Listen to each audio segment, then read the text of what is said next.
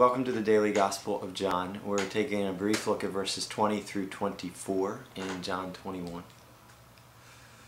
Peter turned and saw that the disciple whom Jesus loved was following them. This was the one who had leaned back against Jesus at the supper and had said, "Lord, who is going to betray you?"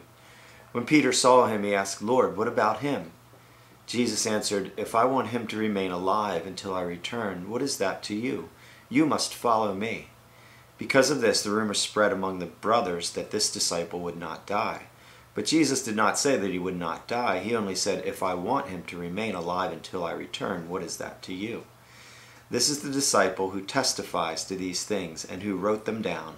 We know that his testimony is true. John was writing of himself. He was the disciple Peter was referring to, the one who leaned back against Jesus. He refers to himself in his gospel as the disciple whom Jesus loved, which is interesting, and it's quite an awesome self-image to have as being one who Jesus loves. And if you're a follower of his, that is very true. But Peter is concerned, wants to know what's going to happen with John. John was his close friend, previously his business partner in the fishing business. And there's a legitimate question, what about John? But Jesus is saying to Peter, listen, what I have for you is going to take all of your focus and concentration. I need you to follow me. I'll take care of John.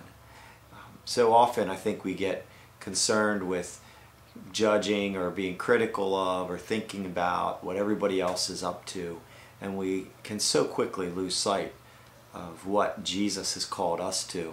In 1 Corinthians 3, we're told to be careful how we build, that Christ has laid this foundation and that we're all building our lives upon this foundation, that we're contributing to the work of his ministry, and that we need to be careful how we build. We have to build with focus, because the judgment day will bring to light the quality of each man's work.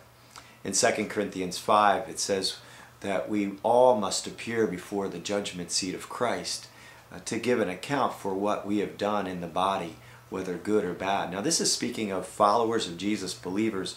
We won't be judged as to whether we'll go to heaven or hell. That's already dealt with. But this issue of our service to him, and it requires total focus. Paul describes it as a boxer or a wrestler or a runner, that we need that focus on the goal line, that focus on the task ahead. That's like a laser focus if we're going to achieve what is before us.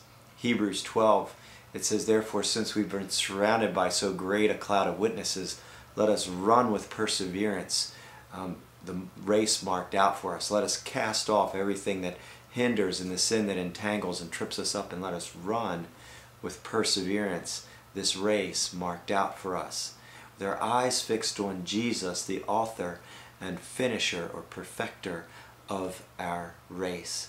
And so the awesome truth is that in a general sense, we're all called to follow Christ. We're all called to serve him. We're all called to obey him and to love him and love one another. But within that general call, there's a very specific call.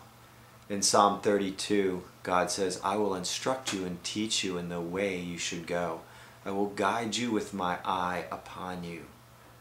I will guide you with my eye. There's a way for you to go. There was a way for Peter to go. Jesus had a path marked out for him. And by focus and by obedience, Peter would run his race. He's not racing against anyone else. He's seeking to complete what God has called him to run with perseverance, the race marked out for him. In Psalm 25 it says, "He guides the humble in what is right, and he teaches them his way."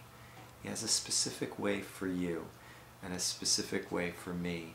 And if we will fear him and walk with him, acknowledging his presence as our priority in life, he will reveal the secrets.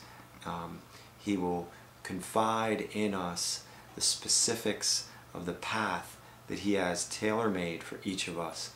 It's the most awesome gift that he could give us, other than himself, to know that we're called to a task that He has tailor-made for us.